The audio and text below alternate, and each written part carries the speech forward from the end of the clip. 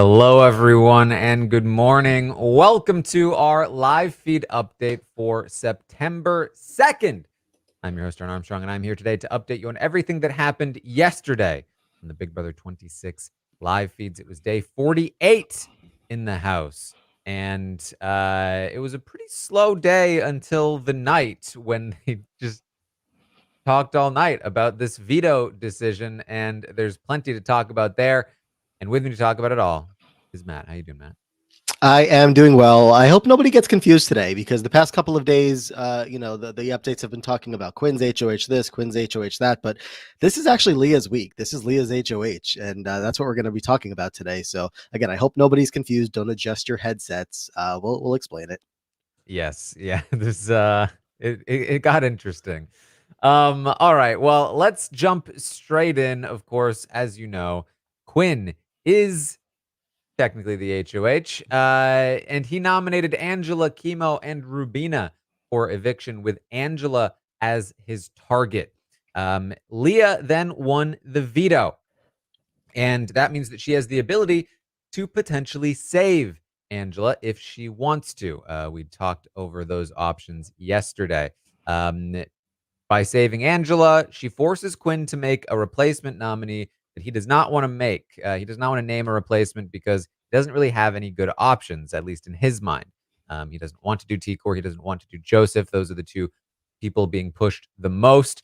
And he ideally would like a volunteer or to draw Skittles in the event that that happens. And so Leah is not sure what she wants to do. She thinks that Angela is good for her game, but doesn't know if it's worth using the veto to save Angela. And that's kind of where we start the day. Yes, I'm glad we mentioned the Skittles right off the top because the fact is, I mean, by the time we finish this podcast, you guys will be very clear as to why we still don't even know what's fully going to happen with the veto today. But in the case that it does get used, the fact that Quinn mentions this pretty early on, he might have even said it the day before. I don't know how long he's been saying it exactly, but it's another one of those things that he came into the game with.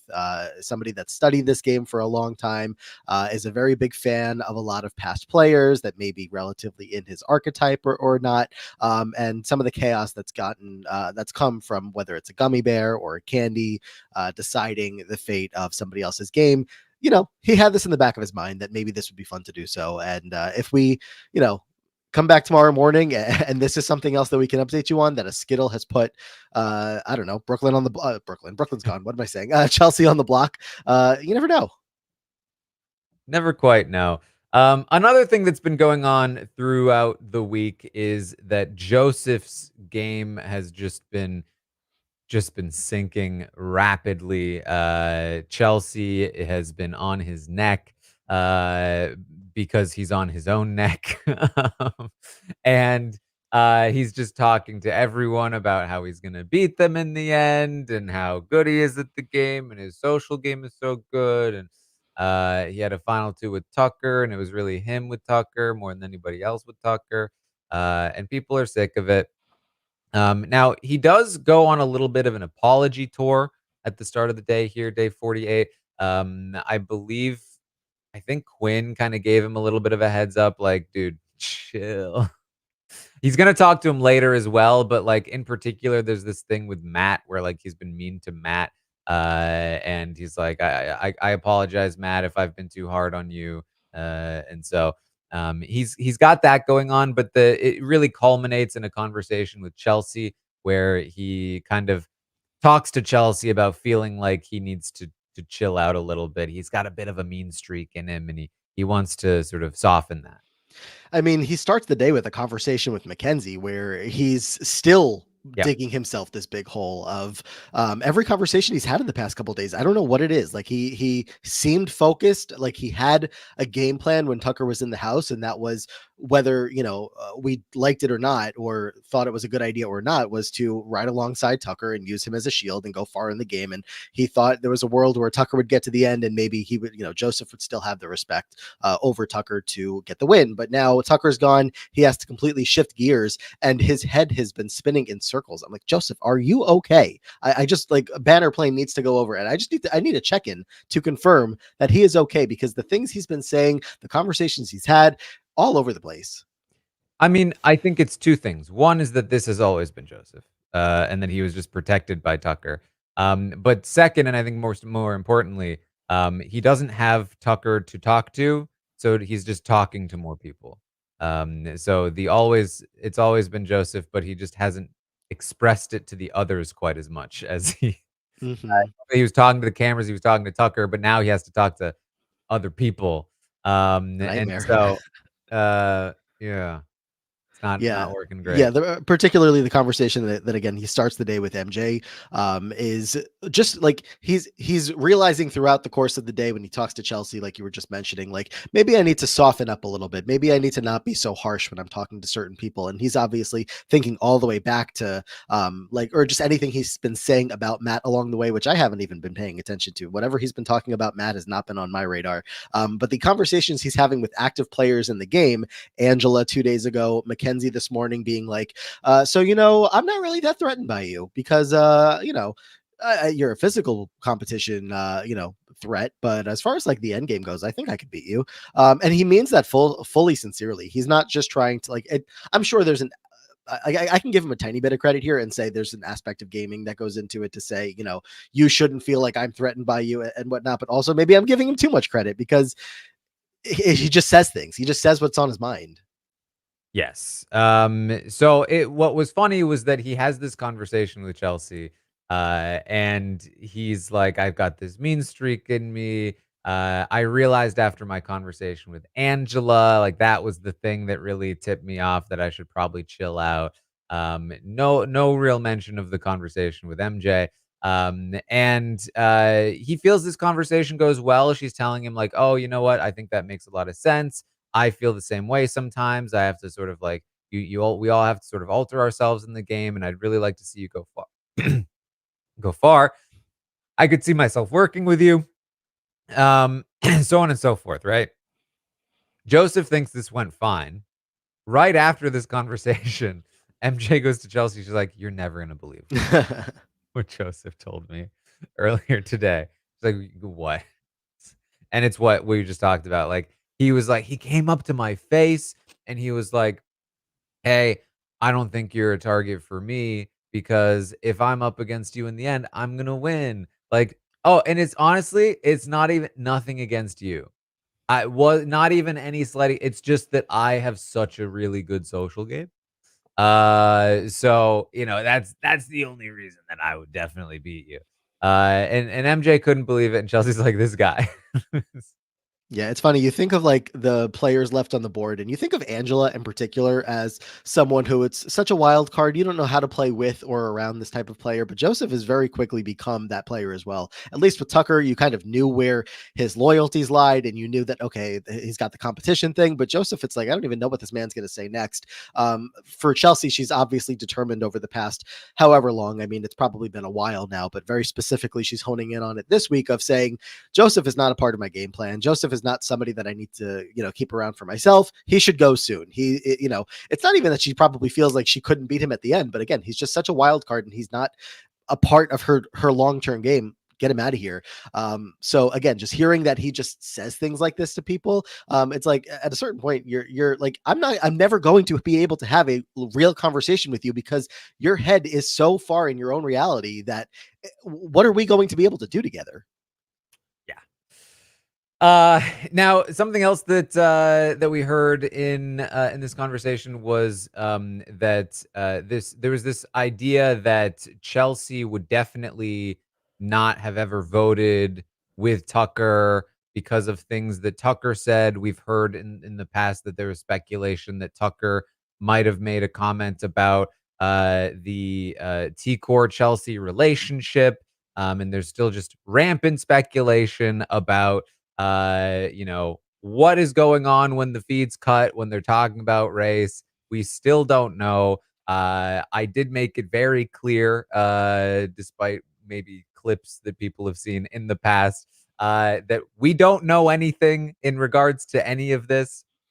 Um, in particular, when Tucker was saying that he thought that Leah might have said something, and then people ran with that and assumed that that meant that Leah must have maybe said something.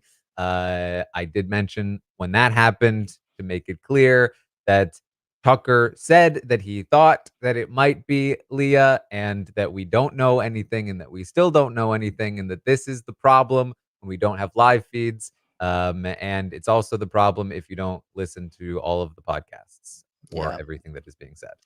Yeah, I mean, we'll be a broken record about this topic until the end of time, especially when CBS is getting a little worse with their, what they show us and what they don't. So when you want to completely take away the rewind feature and obviously cut all these different scenes so we don't see anything, it's just left to speculation, and we know how that goes.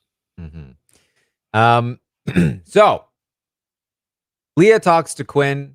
She sees the conversation between Joseph and Angela, and she's like, what is this guy doing? Now he's talking to Chelsea. He's spilling his guts out there. He's freaking out. What is happening? He's crumbling this week. And there's a lot of conversation between the two of them. It's very funny to me how much of a reverse of the previous dynamic this is. Like just a few days ago, this was Leah and Joseph dunking on Quinn. Quinn leaves the room and they're like, "Oh my god, this guy."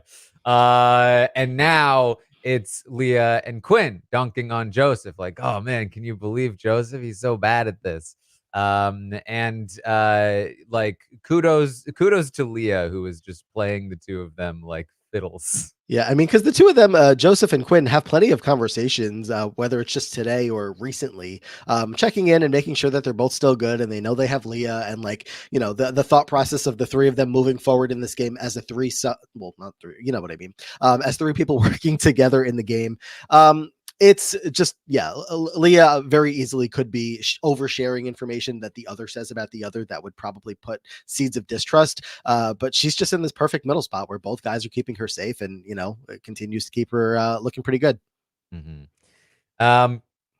So there's going to be a little bit of pitching that goes on through the day. Angela pitches to MJ and Chelsea saying, "Hey, I can be useful in this game as a shield if you keep me around. And if I win HOH, I'm not going to target either of you." And it's, Angela makes decent pitches. I'm not like, I want to be clear about this. Angela is, for as Angela as she is, she's still like a person that knows the game and knows the kinds of things that she should probably say. It's part of like why she's such a trap for people sometimes. Like when she goes up to a group of people and says, I can be on the bottom. they like, because she's Angela, they feel like, oh, this, wow, wacky, wild Angela. She says she can be on the bottom, and Tucker falls into the trap. He's like, oh, you know what? Okay, but yeah, we'll bring you in. But she's not actually okay with being on the bottom. But she knows that she can pretend that she is, and so she's also perfectly willing to tell people like, "Hey, I'm gonna be a shield. Like, I'm not gonna target." And she also like feels, when she has a decently accurate read on like who people are with, she's able to do that too. Like, "Hey, MJ, you and Chelsea, not gonna target you guys." And so it's Angela, but it's an effective campaign for Angela. Yeah, I mean, I feel like the comparisons were made early on and kind of have shifted a little bit throughout the season, but still, like at the end of the day, you can kind of squint and see the comparisons from an Angela to BB Can 5 Karen.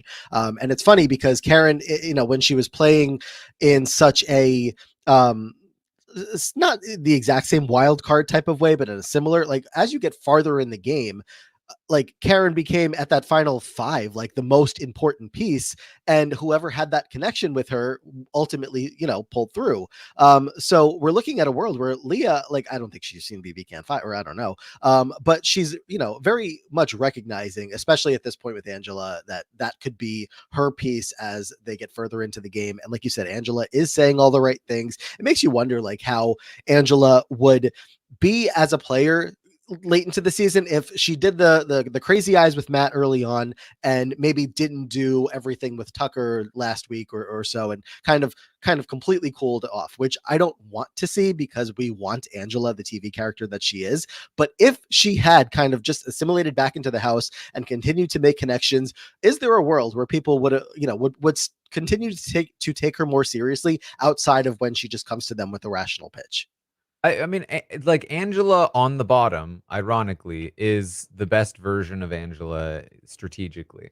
It's just that as soon as she gets any kind of power, she's very much like I can't think of exactly like what character it would be, but like she's like a character in a show or a movie, like an evil character that's just like they're like maniacal and devious, and then but then the second they're like out of power, they're like, "Oh, no, it's woe is me. You're right. I'm wrong for all of the evil that I did. Please don't let me die. I wanna help you." And then, like, you lift them up off the cliff, and they're like, "Ha ha! I knew it! Ha!" And they try to shove you off, Mhm. and then they go down again. They're like, "Oh, no, I've forgiven it. Please forgive me again. I've realized that it's wrong this time." But it's like all the it's this that's her. She is a scripted television character that has made her way into the Big Brother house. And, whether she's scripting that herself or something else crazy is going on, again, the entertainment is much appreciated. Yeah. So Rubina's also going to do a little bit of campaigning, sort of enacting the plan that her and T-Core had talked about the day before, talking a bit about the women's alliance that she wants to start. Perhaps not as aggressive as they had indicated the night before, but she does talk to MJ and talks about how she respects her game, and unlike Joseph, because they talk about that. And she understands that she did what she had to do with Tucker, and she would be a vote for MJ in the end. And they discussed this idea of like the women maybe working together, and how that could work out. And so also a fairly effective campaign on the heels of Joseph saying he basically doesn't respect MJ's game, to be able to come in there and be like, no, you do have a strong game. I would be a vote for you, aka don't vote me out this week because you want me on the jury. And also, hey, the women can work together, aka what else do I have? Pick me up as a number. It was pretty good. I feel like this women's alliance pitch, especially for a Leah and MJ, comes at a pretty perfect time here if they're able to make anything happen out of it. Because specifically, like looking at the block as it is now, if Leah decided not to use the veto or if she decides not to use the veto, Kimo going home this week is perfectly fine for both of them.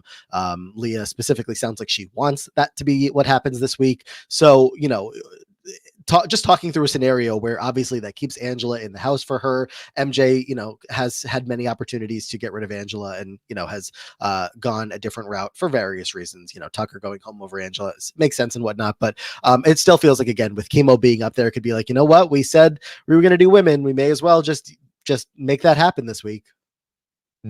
Yes. Um, Later, Rubina talks to T-Core about the Joseph thing. And she's like, yeah, apparently Joseph told MJ that he'd beat her in the end. And they're both like, not with our votes, he's not. Yeah, maybe with a different jury coming through here. What did Maybe he if it's do in this game to deserve a vote? So yeah. yeah, not looking amazing for Joseph in the jury at the moment. What could he even do at this point to turn things around? I mean, I guess you would have to see an HOH come along where he can really shift his perception in the house and do something that really gets him back in the good graces. I mean, I think almost at the end of the day, he might need to win Chelsea over because she obviously has so much influence with so many other people, but that is a tall order at this point. hmm Yeah, I mean, ironically, what I would tell Joseph is he needs to start winning comps. Yeah. I mean, pretty much. Like if he's got nothing else on his resume right now, making air quotes, then at least that to say, I made this move. I mean, because at that point, I mean, if I'm saying he should win over Chelsea, he's probably going to be going after Chelsea. I think if he comes into power, Well, his Chelsea current Cam. target is Rubina, actually. Why? Because he had such a good conversation with Chelsea that he feels like he might be good with Chelsea now. Well, yeah. Well, So yeah. he Joseph. feels like Rubina is the person he connects with the least, and he has. I mean, listen, he has just not liked Rubina for a long time. So Yeah. I mean, look, also, you also, to give him, I'm not giving him credit, but a little bit of credit. A lot of other people in the house do at least have one other person that they can have as a strategic soundboard in some way where both sides of that get some clarity as to what they're thinking. the most that Joseph gets from anybody in a real way is Quinn, and Quinn's even not giving him like real stuff. It's just like, yeah, you and me, we're the fans, we got Leah, we're good. But like almost everybody else, like can genuinely bounce ideas back and forth, and tell each other why certain thoughts aren't good, or are good, whatever. He just doesn't have that. Hmm. Well, Quinn keeps trying to say like, "Hey, let's get this core group together. Me, Chelsea, Cam, T-Core. Let's get us together. We'll talk over what we want to do." But they do. It doesn't really happen. He keeps wanting to like pull together a meeting of some sort. These people are just so bad at just actually making meetings happen and like converse. It's oh yeah, we'll definitely do that. Like let's hang out. Like that's at some point for sure. For sure, we're gonna do that. Yeah, I don't know. Is he like burned in the back of his mind knowing how the last one went with the Pentagon of it all? Um, now, meanwhile, Kimo and Rubina. Now Rubina did again make a decently effective campaign, and I do think that she is doing a good job here. But in general, there's this feeling of sort of defeat amongst the two of them, and even with T-Core to some degree. But they have a conversation, Kimo and Rubina, about kind of like, you know, if it's me, that's fine. I'd be happy to see you go further in the game, and I think in part for Rubina, it's like, you know, I have to imagine part of that's like, listen, I'd love to go hang out with Tucker. Like not in a bad way, just like listen, if this is my time, like it's not like the worst thing in the world for me to not have to sit in jury for another, 50, 40 days and not be able to hang out with Tucker. Um, and for Kimo, he's talking about like, this game is just a lot harder than I thought it would be to separate emotion from game. And it's just been really tough. And so at least to each other, they are saying this. And I think it's fairly genuine. I think that there's again this sort of feeling of defeat. Not to say that it's gonna like last. I think they're both gonna fight. I'm not saying that, but like that is kind of the general vibe throughout the day for Well, them. along with T-Core as well, they all just kind of, I feel like, got the air deflated out of their balloons in the Mhm. past week after things went so poorly for them last week. They lost Tucker, not what they were expecting to have happen, so they're all just kind of feeling pretty defeated. I think they need a really big pick me up to move forward in a more positive, uplifted kind of type of way. Um, like I don't even know. I mean, you talk through today is a big house event, the veto meeting. If Leah ends up not using it, then it's just the two of them have to really try hard to get Angela evicted. There's always going to be the thought looming over the week of what if Angela happens to win the AI and it's just the two of us against each other. So they may be kind of doom and gloom all of the rest of the week. Obviously, if Leah ends up using the veto and takes Angela off the block, that might shake them up in a different kind of way, because who knows who's going up? We still don't know, right? Who would be going up at that point? So maybe that kind of puts a fire under them. But I do think that it's just kind of last week still having that bit of a hangover on them. And, Chemo too. Whoever gets to leave, go hang out, talk to Tucker, get some drinks. I don't know. They'll be okay. Yeah. So all these little pieces start to come together here. MJ, Chelsea, and Cam are gonna spend some time strategizing. This is something that we've been tracking since the very start of this week, where Quinn kind of felt like MJ was a piece to be picked up. He expressed that to Chelsea, and now Chelsea's picking MJ up instead of Quinn. And the three of them are talking Chelsea, Cam, and MJ. Chelsea lets them know that T-Core is still upset with Quinn. And from MJ and Cam's point of view, they're like, why does Quinn want to bring in T-Core so bad? Like, we do love T-Core, but I feel like this week we've kind of seen a little bit of a different side of T-Core. I don't think she's ever going to let go of Kimo and Rubina. I don't think she's going to be with us in the way that Quinn thinks she will. And so, there's a little bit of a shift happening away from T-Core here. Now, MJ was never really team T-Core.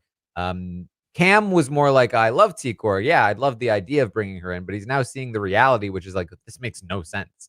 Um, I think Chelsea is still open to the idea because she does have that relationship with Tikor, but she is also like she's the one saying like this Tikor doesn't really mess with Quinn like that. So it's some interesting stuff there. which kind of leads to this idea of like, you know, I mean, could we take shouldn't we take out one of the people from the trio? Like, shouldn't we be weakening them instead of taking out Angela? In particular, Cam and MJ talk about like, "Hey, we'd rather work with Leah than T-Core. Like, why don't we just pull in Leah instead of T-Core? Doesn't that make more sense?" Mhm. And MJ's like, "I do want Angela gone, but I would kind of prefer that Kimo leave this week." And so things are getting a little dangerous here for Kimo. As far as T-Core is concerned, I think that, they just like her. I think that's really just it at the end of the day. The reason why there would be a door open to, to work with her still is just straight up that they like her. They, could see a world where if it made sense, but also, you're thinking about that in the sense as if there's still 16 people in the house and we can just pull in T-Core because we still feel good about her. But the numbers are getting far down there, which is why they're kind of coming to this realization that, if us 3 or 4, whatever, the total number, including Quinn or not including Quinn, ends up being, we're getting down to 9 as of next week. So, if that's still a threesome in the house and it's us against them, why would we not chip away at them now? And it makes plenty of sense. Not all of them. Kimo, I don't think has won a competition, or actually has Rubina. I don't know. Kimo won the AI arena. Rubina, I believe, Okay. has not won She was anything so yet. close though, in the one AI at least that Mackenzie took from her at the last second. But and obviously T-Core's won. So yeah, I mean, and whether or not they have one at this point, it's just like they are 3 people that are not ever going to stray from each other. It makes a lot of sense to strike now. Yes, and I think that again, I think that a huge part of this is all of this stuff that's coming together. Angela pitching to MJ and Chelsea about like, "Hey, I'm a target. I'm not coming after you guys." Rubina pitching to MJ, "Hey, the women can work together." Kimo not having an effective pitch at this point. Yeah. And so if you're MJ, you're like, well, yeah, it makes the most sense. I don't have as good a I don't have a reason to keep Kimo right now of the 3. Um, and it takes out one of the people from that trio.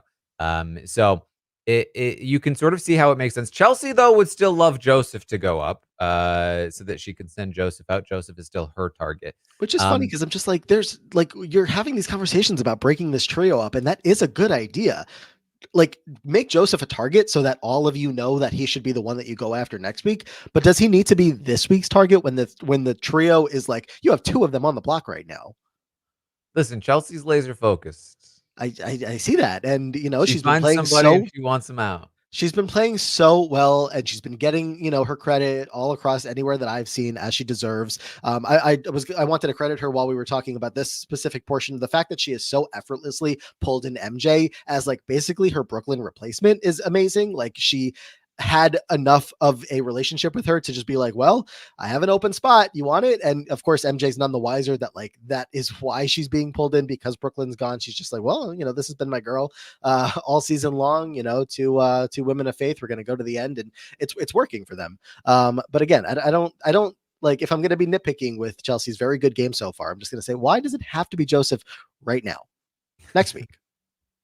Yeah, well, I mean, it's not super likely to happen, but we'll see. Now, there is another notable thing to point out here, which is that Cam and MJ, when they kept talking, they were a little cuddly, a little bit of a Ooh. stroking of the hair. And this is not the first time in the last few days that this vibe has existed. And it has not gone unnoticed. Now, Leah still thinks that Cam is in a secret showmance with Chelsea, and also like it's kind of known that Chelsea maybe has a thing for Cam. Like there's a little bit of something going on there. And so T-Core does make a comment later, like, "I did not like that. I was mad at Mackenzie for stroking Cam's hair. She knows how Chelsea feels. I thought that was disrespectful." Okay. Like, I mean, they wasn't Chelsea right there when that was happening? She had been, yeah. Yeah, I feel like what I saw was like a little cuddle puddle going on, and then it just happened to be that, I don't know, Mackenzie was stroking Cam's hair instead of Chelsea's. Like, I don't know, it was just, it seemed relatively innocent, but also like if there is some kind of low key connection between the two of them that people are picking up on, you're gonna be mad at, like if Cam was wanting Mackenzie to move her hand, then he probably would say, "Can you not touch my hair like that?" So I don't know. I didn't see this as big of a deal as T-Core did, but she's good friends with Chelsea, so I agree, like, from my perspective, but it's worth certainly mentioning that from their perspective, or at least from Ticor's perspective, and, that matters, this could become more of a thing, but, just worth flagging it now that, it's being talked about.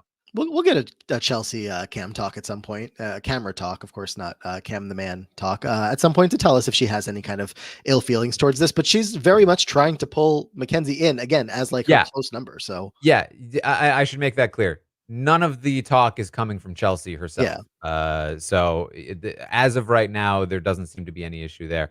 Whereas in the past, when it was Cam and Leah, there was obviously some strife between Chelsea and Leah.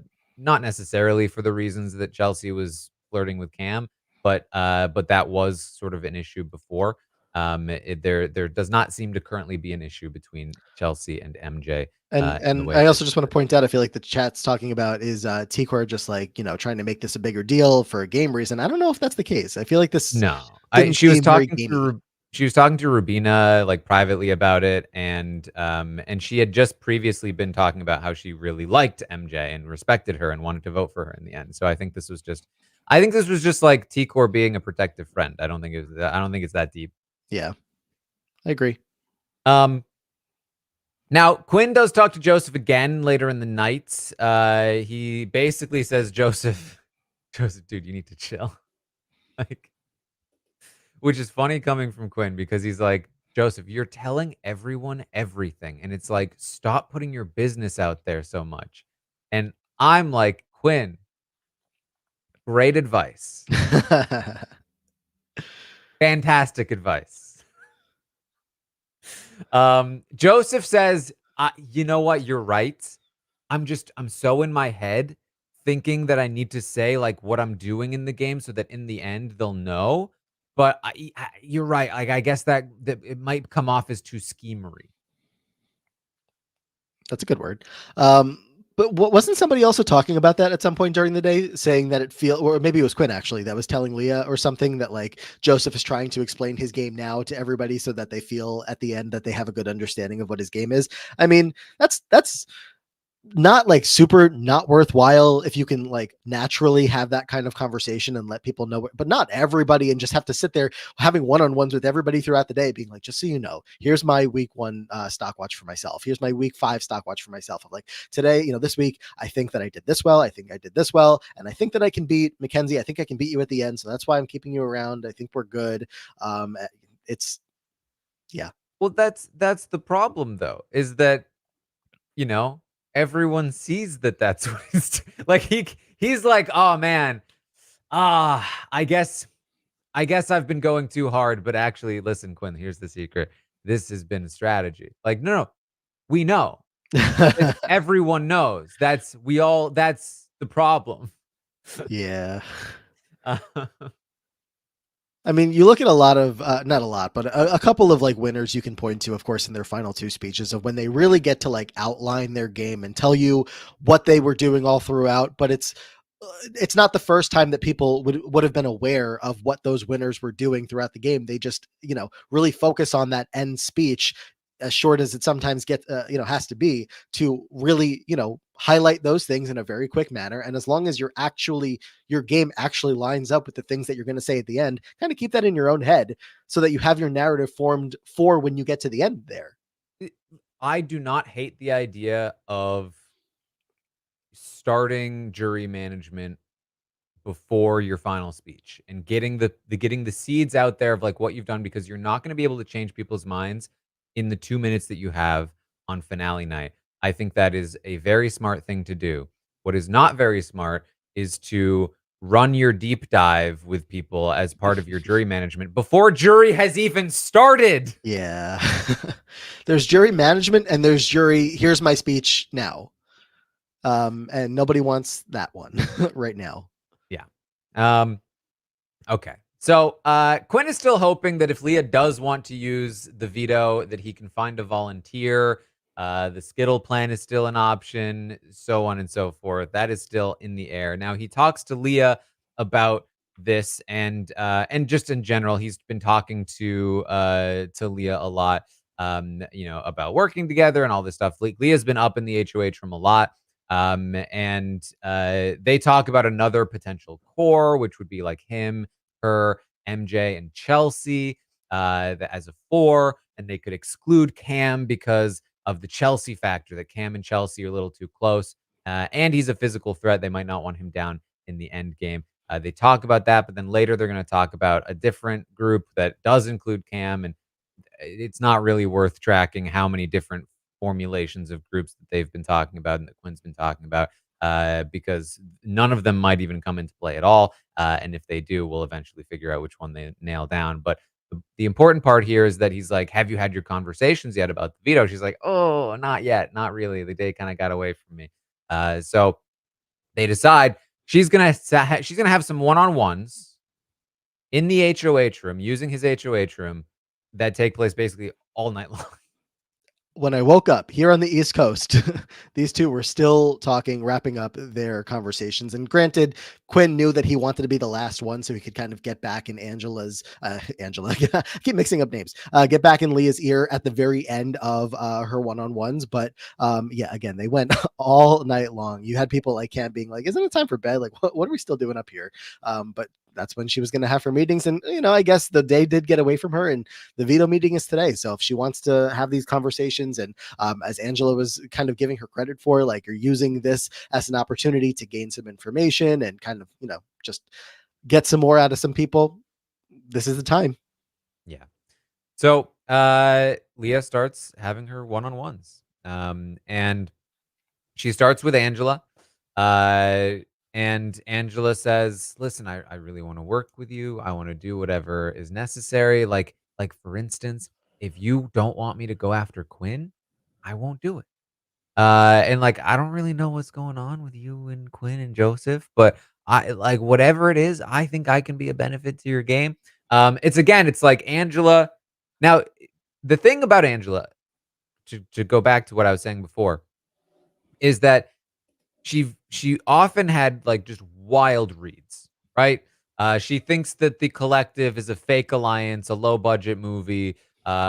She thinks that, Tucker is turning on her when he's not, or, like, so on and so forth, right? Like, in the Tucker one, less egregious because it's not like he really was gonna take her to the final 2, but, like, various times at which she has just completely misread a situation and therefore has done a seemingly wild thing. But when she has a right read, she's not that bad. And right now she has pretty decent reads. She seemingly is seeing that MJ is with Chelsea. She clearly sees that Leah has Quinn and Joseph. And so she's recognizing that like she needs to pitch to the groups of people. When she talks to Kimo and Rubina, she talks about how much she loves them in T-Core. She's very much playing up to each little individual group. And so when she's talking to Leah now, she's saying like, "Hey, I won't go after Quinn. I will, I want to benefit you, Joseph, Quinn, whatever you've got going on." She's a little transparent about it here. But she says this, and then she goes on to say, I want to say this too. The $750,000 would be really amazing, and it really is. It is amazing. And I hate to say this because I don't want them to think I'm giving up, but like even second or third place would just mean so much to my family, like the money. And not to put that on you, not to put that on you because that's on me. But like I've done a lot of shit here, and um, yeah, just a lot of things. You already know what I've said to people. But if we were sitting in those final 2 chairs, I would never say that you were less deserving than me or that I'm more deserving. Um, Basically saying, "Listen, I'm good with second or third. That would mean a lot to my family. I need the money. Take me there. You'll beat me. I'm fine with that. I'm chill with that. I'm here to help you." She's lying. but but she's trying to sell this. this is like the first time that I'm genuinely thinking of the concept of an Angela Final Two speech, and truly feels like it could put this season in top 10, top in the top 10 category, definitively, of like ending the season, like starting the season with Angela versus Matt and ending it with an Angela Final Two speech where she just very likely delusionally makes a pitch of just like, all the passion that she puts out in every single eviction night. To have that as a possibility on finale night would be incredible here. But this, I don't know if it's going to land with Leah. I think it doesn't hurt to add this kind of stuff on, but Leah's already thinking about wanting Angela to be there in jury. And Angela, can't know for sure exactly where Leah's head's at. We know that Leah wants Angela to be there for one more step and be there to possibly vote for her, not necessarily sit next to, but who knows how the game is going to play out. But at the very least, to sprinkle these little things on, Angela feels like she's talking to one of her daughters. That she's told Leah that many times. You remind me of my girls. This and that. Leah hasn't exactly said the same. Like, oh yeah, you remind me of my mom. So it's not like you can guarantee that this connection is a two-way street. But Leah obviously does have a somewhat of an affinity for Angela. She feels very comfortable knowing that Angela is not coming after her anytime soon. So starting with Angela in these one-on-ones was, I thought, a pretty intriguing way to have us get into Leah's mindset of knowing, yes, she feels good with Angela. She would like to save Angela and not have her go home this week, but is it going to disrupt her game with all of these other 8-9 people that are about to come through the door and talk to her if she does that? Yes. As somebody just pointed out in the chat, she basically is saying, yeah, basically, I'll be on the bottom. I can be on the bottom. So, now I think that this is not the right time to make this kind of plea. I think that she goes a little too far here, talking about like the money and stuff. Leah later is going to say like she was kind of put off by this particular portion of the plea. I think you just stick to I love you like a daughter. I'd love to sit in the end with you. If you're too explicit about it, or if you're too sort of like overly manipulative about it, it's gonna go a little too far. And I think she did cross that line a little bit for Leah. But who knows? The strategy of it still is solid. So we'll see where Leah lands. Mm-hmm. Leah also talks to Kimo. And this is interesting because the two of them have not really talked a whole lot for a little while. There's been some tension there. Now Kimo kind of starts off by saying, "Look, I'm not going to ask you to use the veto on me. I know that doesn't really make sense for your game. But I don't really know where to go from here in the game. I feel very lost. I know I trust T-Core, but I understand that I've dropped the ball with our relationship. I should have done more." And Leah kind of indicates that, well, that doesn't mean that we can't like start working on things now. She says, "I'm a free agent in this game, but I was always loyal to you and T-Core." And they start talking about the relationship that they had before things got a little funky. They start tearing up about that and how much they value their relationship. They don't want the game to get in the way of it. And they talk about how I like you a lot. I like you a lot, a lot, a lot. A lot, a lot. And they start talking British accents. So, I mean, when they start talking British accents, I don't know. It's just annoying to me. But they talk about how they're going to talk more game moving forward. And so a pretty decent conversation for Kimo, given that he is in some trouble and that Leah was the person pushing him the most. This could have softened that, and that would be very good for Kimo right now. I would say all this conversation really told me is that they're going to be really good friends after this is all over. There's going to be absolutely no bad blood. I think that they're going to get along. They're going to be great. They're going to hang out, have a great time, have a great life of friendship together. But as far as in the game goes, yeah, I mean, when you enter a conversation, and Rubina is going to do the same, being like, I get that you have no reason to use this veto on me. It's like, it's at a certain point just being like, yeah, I'm not going to treat you like you're dumb. I'm not going to, be like, oh, please use it on me, because it would make so much, like, it doesn't make any sense. There's no reason why, especially knowing of the 3 nominees up there, that she probably, you have to be aware that she has this small kind of connection with Angela, that of the 3 of us, am I the number one most likely that you would take down? No. Okay, then let's just talk. Let's just talk about how much you mean to me. And it was a cute, moment that they had. The tears were flowing. They were, again, connecting in a very real friendship type way. But But as far as the game goes between the two of them, and similarly with Rubina, it's just kind of been passing them by. Last week was so weird with, will Leah end up on the block or not? How much ended up getting back to Leah, knowing that that three was in power, with Tikor, of course, being the HOH, but the three of them that were making the decisions, and knowing that if she was going to be put on the block, Kimo had something to do with it. Rubina probably had something to do with it. And she wasn't, but it's almost like, is it better that she was or wasn't, now that she knows that it was possibly going to happen? But then Angela just Angela her way onto the block anyway. And here we are. So, yeah, a really sticky situation for Kimo and Rubina to have to work their way out of with Leah. It's like the perfectly wrong person to win the veto and have a chance of saving them. So again, all they can really hope for at this point is that if she uses it on Angela, that, something crazier happens and it saves both of them, or they're going to realize at some point in this week that they, have to do every person for themselves. Yes, I mean, there is no hope that Leah will use the veto on them, but one of the primary reasons that Leah has been anti-Chemo is because she has been told by people, and she mentions this to Chemo, that, like, "People are telling me that you just have something against me," essentially. And so I think this conversation is at the very least a step in the right direction for correcting that, for Chemo, and again, perhaps just softening the edge of somebody who had a strong desire to take him out, and perhaps, giving himself a little bit more wiggle room. Um, she does also talk to Rubina. Rubina, as you said, does the same. I'm not going to ask you to use the veto on me. What I am going to ask of you, Leah, is just please don't use the veto on Angela. That's what I'm going to ask of you, which is not a bad play, to be like, listen, I know you're not going to do, I know you're not going to use a veto on me. I'm not going to ask you for that. I'm just at least don't use it on Angela, please. She's not exactly in a position to ask anything, but it does give a little bit more, perhaps, of reluctance to a person to be like, well, I know I'm not going to do that for them, but I could maybe at least do this for them. And But Rubina like, also mentions talking about, the women and how the women can work together, which is another angle to this that could be beneficial, for like, hey, especially if I'm not going to be the target, why use the veto on Angela and make things harder for us?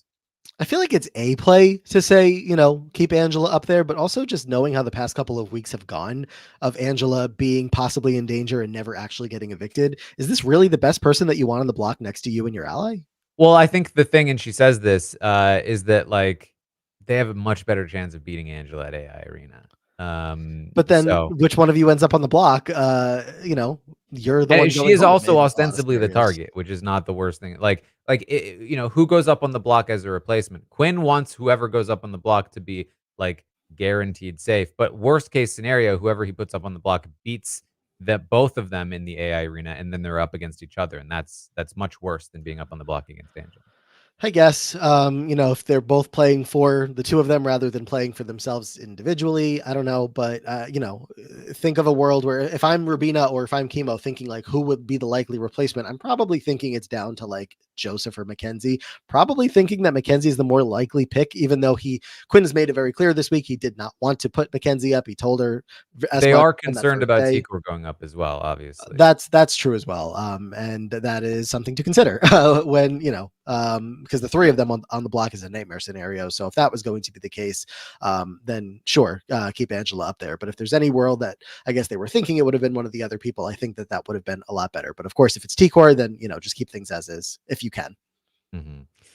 All right. Well, Leah also talks to Chelsea. They talk a bit about Tucker. Chelsea talks about liking Quinn, not liking Joseph. Not anything too wild there. Um, she also talks to Cam. She had a very interesting interaction with Cam. I thought was very funny. Cam basically was like, "I don't think you should use the veto." Um, but then he goes on to talk about. He says, "You know, because Chelsea just talked about liking Quinn, and again, like people are seeing that Leah's like deep. I mean, she's using his HOH room for this. Yep. So I think in part they have turned around on Quinn, but also they're trying to be like, hey, we like Quinn, you like Quinn, we're together in this. Cam says, I realized that now that I was wrong about Quinn. That I thought that he was working with Tucker, that he was like in deep with those people, and that I couldn't trust him. But now I've discovered that I was wrong about him and that he actually is for us. He's had that conversation with Leah a bunch. Leah, remember, this is the first time when he talked to Leah. Leah started the Quinn bashing with Cam, and they have been doing it for a while, especially last week. They were doing a lot of it. And so Cam is like, oh, I realized I was wrong about that. Leah says, oh, yeah, no, I knew that. And he's like, wait, what? What do you mean you knew that? What if you knew that I was wrong about Quinn, why didn't you tell me?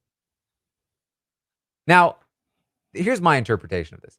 Leah is just doing what a lot of people do in Big Brother, especially in X interviews, which is that they go, oh yeah, I knew all along for sure.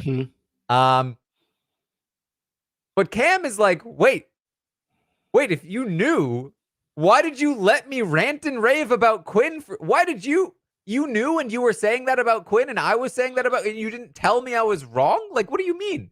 What do you mean you knew? And she's like, oh, because she doesn't realize what she just said. She's like, she's trying to dig herself out.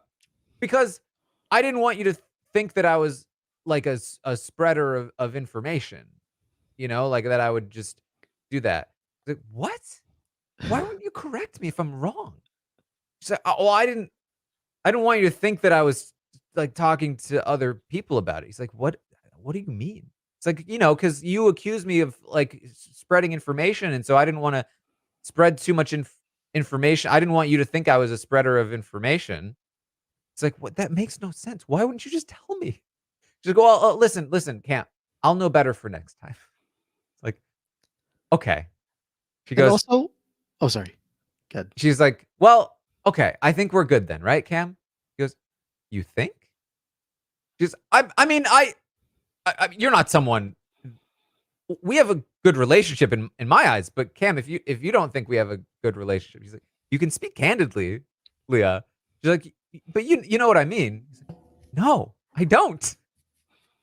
She goes, like, I don't think that.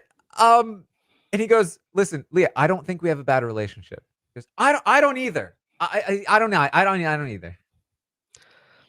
I'm just confused at what they're even talking about. Like whether or not they liked Quinn or they thought Quinn was good for them. Like it was just the conversations that have been had about Quinn in the past couple of weeks have just been all over the board.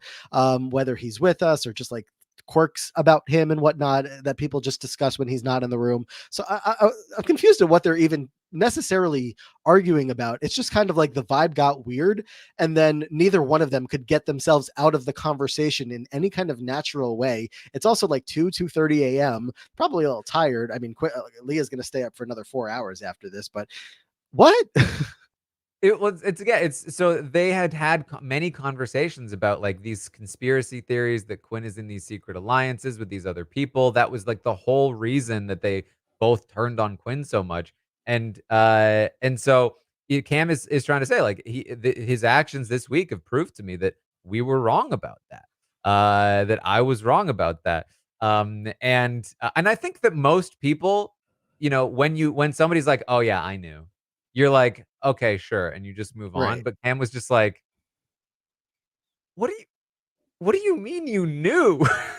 like that's so messed. If that's true, that's so messed up that you would let us have all those conversations. I was so wrong for so long.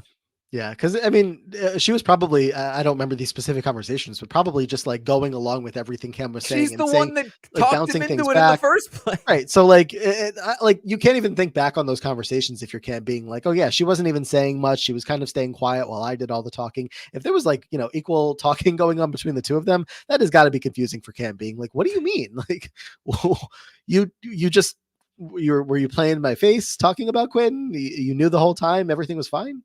Yeah, it was a very funny interaction. I thought it was very funny. Leah talks to Joseph. He also says he doesn't think she should use the veto.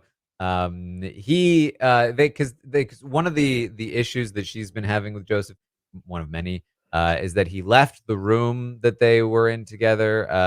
She's like, oh, he wants to go socialize with other people, which has not worked out for him. And so he's trying to explain himself like, oh, I've been intentionally trying to distance myself from you because people have been seeing us together too much and they're associating us together too much. And I think at this point, Leah's like, please, be Yeah. my guest. But he talks about how, I think I'm in a good spot. I cleared things up with Chelsea, where he talks about how he would target Rubina. And he thinks that like him, her, and Quinn, we can really like play the middle right now. The three of us, we can really there's a couple of groups in the house, like with T-Core and Kimo and Rubina, and then you got kind of like Chelsea and Cam and maybe MJ. And like we can kind of like, be in the middle of that. Like I think there's a good path for us. Yeah. So do we know for sure who Joseph wants out this week? Has he said? I mean, at this point, I would imagine it's Angela. He's pretty shaken up So he about just the Angela interaction. he just straight up wants to be in between these groups of three going forward, which okay. I don't know. I'm just like again thinking back to the Cam and Chelsea of it all, trying to figure out like if they're gonna actually want to go after that trio. I would think that at this point in the game, again, you want to take a shot and take numbers away from one of those trios, or do you keep all three strong going into that next stage of the game where the attention will be less on you if everybody's in a three? Yeah, I mean, if Joseph was in the position he thinks he's in, Right, right. this is a good plan. But yeah. Yeah. Now, what's funny is, as they're having this conversation, Chelsea's downstairs with MJ, and MJ's telling Chelsea about Rubina's women's alliance pitch again. And she's like, I don't think we should say no to it. Why? Why would we?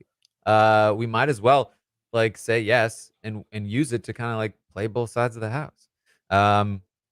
So now people, all of a sudden, people are talking about playing all sides. There's like, oh, are we talking about structures? Ooh, what's happening in this house? But multiple attempts now to play some sides. MJ again says, I really think the two of us can make it to the end. The two women of faith, MJ and Chelsea. That's what better plan does Chelsea have at this point? Honestly, It's good. This yeah, is solid gameplay, and they are actually in the position that they think they are in, and so Yep. therefore, this is a good plan. It's not like Chelsea has to look at MJ and be worried that she has other people that she may be more loyal to. Like as far as anybody can tell, it's just the only person that she should be actually loyal to, she being MJ, would be Chelsea. It's not like the MJ and Leah thing seems to be worthwhile or worth worrying about. Even though when they do talk, is their conversation next? Because they do have a check-in at some point, and they seem like they're back on the same page. But we know how hot and cold those two are. So Yes, they. Yeah, it was so brief. I think a good portion. they're like, we're on top. We're doing it. We're killing it. Yeah, they celebrate the good position that they're in. Now it's also worth noting that Leah she tells Quinn this. She says, because Quinn is a little bit like, who is with who is MJ going to be loyal to? Who is Chelsea going to be loyal to? Is it Chelsea and MJ? Is it Cam? Like, and Leah tells Quinn, I've got MJ. She's hangs out with them. She's just trying to be good with them. I'm the one. I've got MJ. She's close to me. And so that, tracks in terms of this conversation. They're like, oh, look, what a good position. We're from the bottom to the top. And how true is it at this point? I'm not sure. I do think that MJ leans Chelsea over Leah right now, but they do still have a very strong connection, and Leah very much is in a good spot here. Leah has some assets that MJ doesn't, but MJ I do think is tighter in there with Cam and Chelsea right now. So Yeah. interesting. It's going to get interesting. Both of them have protection from at least two people, that they're working with MJ having Cam and Chelsea now, Leah having Quinn and Joseph. Like we know which pair of that is a stronger group of protection. The image that came to my mind was Space Jam. Okay. I don't know why. Okay.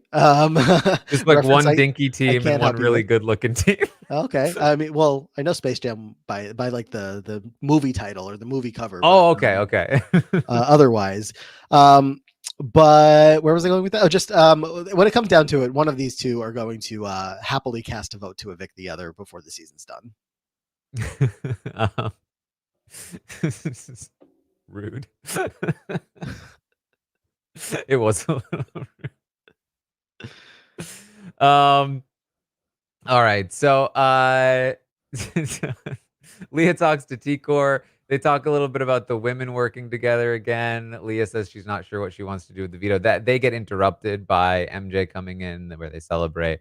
Rubina talks to Tikor. Now, I thought this was a little interesting that Rubina was basically saying like, "Hey, maybe you should chill out about Quinn a little bit. Maybe we should have a conversation with Quinn. Like, talk to him about how you're feeling." Like, maybe it doesn't help us a lot for you to be, like, so vehemently anti-Quinn right now. Which, again, smart gameplay from Rubina. I think that this would, I don't think that Tikor should, like, go all out against Quinn, but airing the grievances and talking things through and feeling better wouldn't be the worst thing in the world, I think, if it can be handled well. Tikor, right? But For Tikor's Tikor. also just been struggling a little bit as she talks about at least once or twice throughout the day of just like really like we've seen this throughout the whole season for the most part, but like really kind of getting herself back out there, having conversations, saying things that she wants to say to people. I don't know again if it's just like the hangover of last week that's really still just weighing on her a lot, or if it's still just a continuation of kind of who she is as a player of like not always wanting to just jump in and throw names out or have the tougher conversations that are required to have to be a much more active player in a game like this. That she's struggling with that, and I think that is going to play into her figuring out what to do about this Quinn thing. Even if she gets HOH next week, and she's like, you know what, I'm gonna put, I want Quinn out of this game. He's gonna be my target. Finding a way to even have that conversation, I feel like she's gonna have a hard time with. I think she would still aim towards doing it, but she has this like resentment that's kind of grown towards him, but she doesn't quite know what to do with it. She talks about this. She said that, like, she wants to work with the people that she feels the most comfortable with, like, comfortable talking to and hanging out with, and, she also mentioned this last week when she put Angela on the block instead of Leah, that, like, thinking about that made her feel more comfortable than the other one, and I think this is, partially where she can run into some issues because I think that that instinct has served her well for the most part. I think it also can be a little deceiving. Sometimes in Big Brother, it is not about who you feel the most comfortable with. It's about who is strategically advantageous to you, Mhm. or it's about like stepping out of that comfort zone and realizing that there are other kinds of people that can be valuable to you. And I think that it's partially this. Like she feels so comfortable with Chelsea for so many good reasons. But Chelsea has never been like the most beneficial person to her game in the way that Tikor has approached that relationship. And I think the same has been true of like Quinn at times. She's like hot and cold on Quinn. Does she feel comfortable with him? Does she not feel comfortable with him? And the decision again to put up Angela instead of Leah, like, Leah was probably the better call there. Maybe not given how things played out, who knows? But like at the time, it felt like that was probably the better call. And so, it maybe like again, stepping outside of that comfort zone is where she should be, and talking to Quinn, and right now she's still in a good place, but that place seems to slowly be slipping away because people are noticing she's starting to like isolate. She's not talking to as many people. She's still anti Quinn, and Quinn is in a very powerful position right now. And if she can, sort of get to a place where she's stepping outside of that comfort zone, as Rubina suggests, and talk to Quinn and get back in and use the position that she's in to enact some change and influence the game to possibly protect Rubina and Kimo. That could work. I think she Yeah. has the chops for that. So it's interesting. This is going to be a really tough week for Tikor, if especially, obviously, especially if Kimo ends up going, because her trying to find a way back into really anything going into a future week. Like a lot of people, I feel good about Tikor. I wish we could pull in Tikor. We, have a good relationship with Tikor. But where does she fight for her own place in any of those groups or to get back in with anybody else? I mean, her and Rubina, sure, they'll still be in the house again if Kimo goes. That's great, but that's not enough to get you like a deep run into this game and to make those connections game wise with people that we need to look out for each other more than just, Chelsea and I have a bond. And we're hoping, I'm hoping that that'll take us far into the game because like we're saying, like Chelsea is thinking like 20 steps beyond that at this point. Yeah. All right. So, really the last conversation of the night. comes back to Quinn and Leah. He's been talking to everyone like, "I'm gonna get her to not use that veto. I will beg if I have to." So she checks back in with her at the end of the night, really morning at this point. And he's like, "So what are you thinking?" She says, "I still haven't decided, but you can kind of tell she's leaning toward using it." Mhm. And she's like, "How mad would you be?" He's like, "Kinda mad, I'm not gonna lie. Like, it would really not be good for me if you pulled Angela off the block." And she's like, "Well, what if Angela promises not to go after you?" And he's like, "She's just telling you what you wanna hear. She's lying to you." And she's like so basically what's happening here, she keeps throwing points out, and Quinn pretty decently is actually deflecting a lot of them. Um, she eventually comes down to, like, for me though, like, can't you just let me have this one? Like, Angela's a vote for me on the jury. Like, you just you want to take away my votes against you? And is that what's happening? Like, let me have one, right? And he's like, you don't. This is worse for you though. You will go up on the block next to Angela. You will go home over Angela. It will make you less likely to even get to the end. Don't start acting like Joseph trying to count your jury votes before we even hit the jury. And she does start to get a little passionate, a little upset in the argument, but like they keep going back and forth and he keeps rebutting her points and she's not making a lot of progress. And eventually starts to back down a little bit. Like, you know what? I was kind of upset that she brought up the money stuff. Like maybe if I don't do this, there's a world where I can figure something else out. And it seems as though Quinn has diffused the lean toward Angela, but he does not get her to like lock in that she's not using it. Yeah.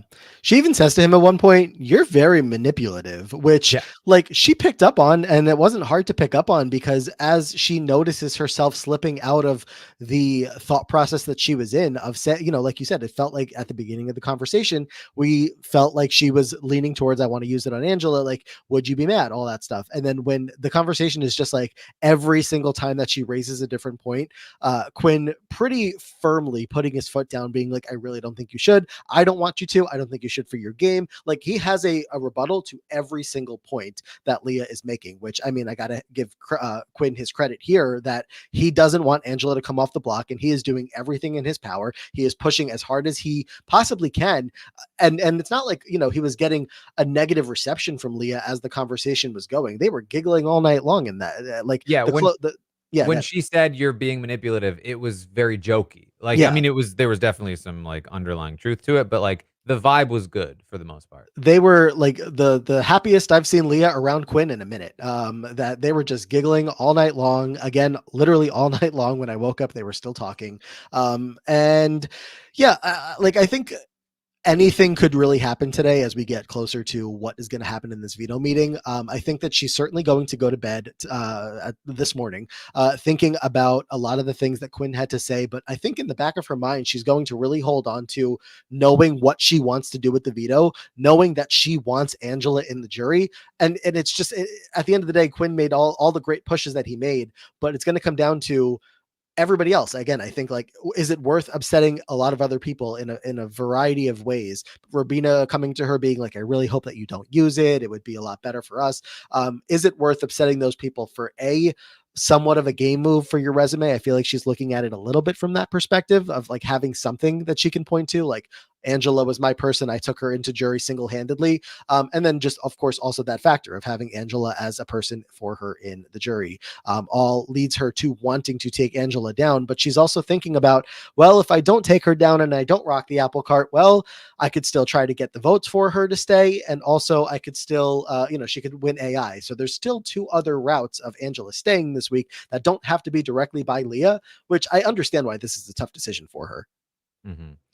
Yeah. So that's where things stand. The veto ceremony will take place today, on day 49. And as of right now, it is still theoretically up in the air, undecided as to what Leah will do, which means even more undecided who the replacement nominee would be if she does decide to use the veto. Though, if I had to guess right now, my current guess would be she doesn't.